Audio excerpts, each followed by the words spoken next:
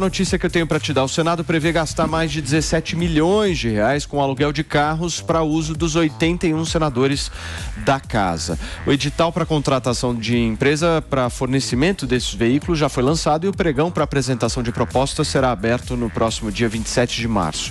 Vencerá a licitação a empresa que ofertar o menor preço para prestar esse serviço. Pelo edital disponível no portal do Senado, durante 30 meses, a empresa terá de disponibilizar os carros com fornecimento de combustível, serviços de manutenção preventiva e corretiva, lavagem, seguros, taxas e impostos. Considerando o período total de 30 meses, o Senado estima gastar por mês um pouco mais de R$587 mil só com esse contrato. A empresa vencedora não terá de fornecer motoristas, uma vez que os gabinetes dos parlamentares já contam com esses prestadores de serviço.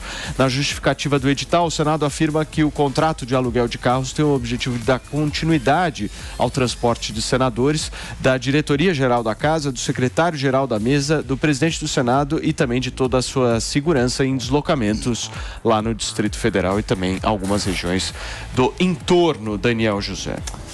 Pois é, né? A gente vê mais uma história velha aí de busca de privilégios aí por parte de políticos, né? Essa história, enfim, é um pouco da história do Brasil. A gente precisa combater da transparência para fazer com que as pessoas entendam que esse dinheiro não é um dinheiro que cai em árvore, é um dinheiro que vem de impostos e que está sendo usado aí para aluguel de carro de luxo aí para senador passear por aí. O que você acha, Mano? O Congresso brasileiro é o mais caro do mundo quando a gente olha a proporção em comparação com a renda média da população, ou seja, é um escárnio. A população está pagando a conta para os privilégios dos congressistas brasileiros, enquanto a gente sabe o governo tem dificuldade de pagar as suas contas, de fechar o orçamento. A gente passou pela situação da pandemia e a gente viu a renda da população como um todo cair, enquanto o Estado brasileiro manteve intocada a receita dos seus servidores, dos seus deputados, o que mostra o descompasso de tratamento entre a situação do povo e a situação dos representantes do povo que, no fim das contas, no lugar de pagar, de estarem juntos e sofrerem o sofrimento da população, acabam se servindo da população para os seus próprios interesses. Inclusive, um ponto muito irônico é que justamente hoje também saiu os dados de acesso ao saneamento básico por parte da população brasileira, o ranking de cidades, e a gente vê que boa parte do Brasil não consegue nem sequer ter acesso ao saneamento básico e do lado de lá o pessoal está gastando 20 milhões, quase 20 milhões aí por ano em aluguel de carros, né? O que foi, Antoninha? Por favor.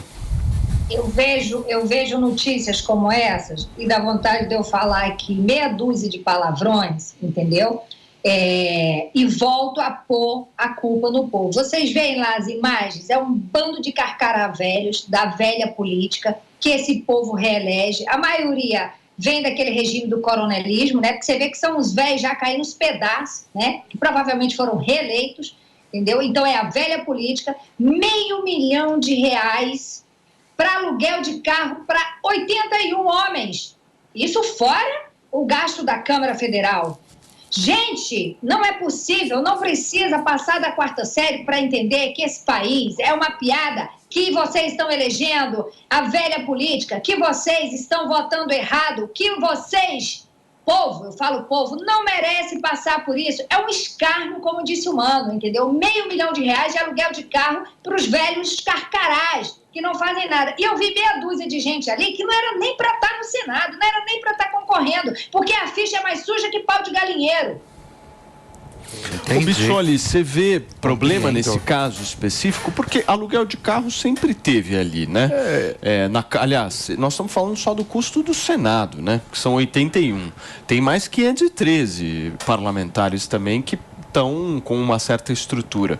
Você vê problema nisso? Eu acho que assim, Paulo, tem que ter um bom senso no meu ponto de vista. Sim. Eu acho que privilégio também tem que ter questionamento, tem que ter limite. Agora, senador ter carro, eu não acho que de tudo é questionável. Sim. O que tem que se discutir é que padrão de carro. Porque se você pega um táxi na rua, Perfeito. chama um carro de aplicativo, que padrão de carro você vai utilizar? Por que você precisa ter contratado, então, pelo Senado, um carro diferente daquele? Perfeito. Tem um carro popular, um carro justo, que seja confortável, que gaste pouco para não trazer despesa, e eu não sou contra. Agora, talvez não nesse montante, talvez não nesse valor. Mas esses 17,6 milhões quando você divide por senador, 81, e divide por 12, dá R$18.000 por mês por senador.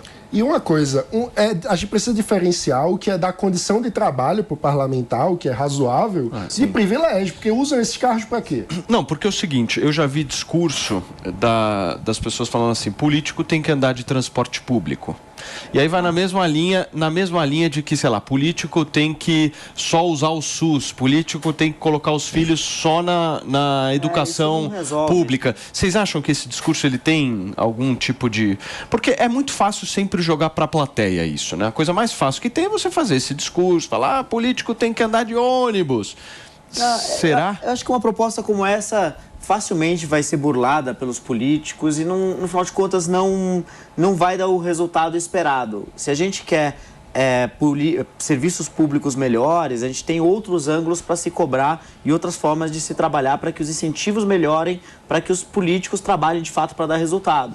O problema é que o voto do político não tem nada a ver hoje com dar resultado e isso precisa estar mais ligado, estar mais atrelado.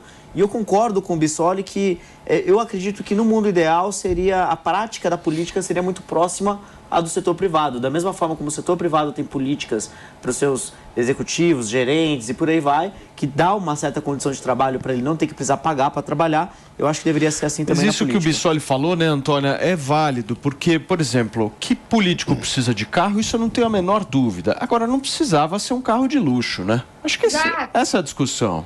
Exato, o que a gente está falando, que alguém aí falou de necessidade e privilégio, é completamente diferente. Outro dia um senador foi jantar, que inclusive é meu amigo, foi jantar no japonês. Aí veio uma grande confusão, porque o senador gasta dinheiro no japonês. Gente, eu vou no japonês, vocês aí vão no japonês. Não é porque agora virou político que não pode mais entrar no japonês. Não é esse tipo de discussão. Não é andar de transporte público. Porque o político, ele não agrada todo mundo. Os do Brasil, então, não agrada ninguém, né? Aí vai tomar porrada dentro do metrô. Não é isso. Eu não estou falando disso. O que eu estou falando são de privilégios, entendeu? Exorbitantes, desnecessários, enquanto a população não está perecendo em todos os âmbitos, na educação, na moradia, na alimentação, nos hospitais. Isso é uma sacanagem, esse país é rico. Você viu aí o negócio que vocês acabaram de divulgar, entendeu? Energia eólica, o país é milionário, entendeu? Eles roubam não é pouco e a gente está aqui ainda sobrevivendo, sabe? Turma,